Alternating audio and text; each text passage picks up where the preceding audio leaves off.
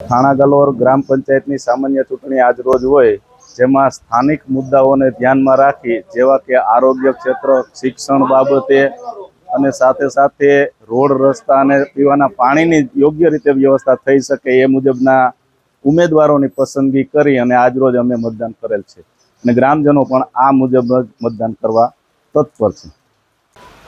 ભારત એક લોકશાહી દેશ છે, તેની અંદર તમામને મત કરવો અધિકાર છે.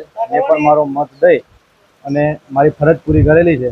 તો આજે થાણા ગલોડની અંદર ગ્રામ પંચાયતની ચૂંટણી છે, જેની અંદર અનેક ઉમેદવારો ઊભા છે.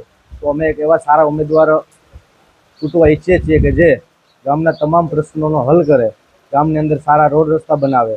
અત્યારે ચોમાસાની સિઝન છે, ગામની અંદર ક્યાંય પણ મચ્છરોનો ઉપદ્રવ થતો હોય તો એને નિવારણ કરે અને ગામને એક સારી પોસ્ટ ઉપર આગવી ઓળખ ધરાવે એવી હું ઉમેદવાર પાસેથી આશા રાખું છું. જય હિન્દ.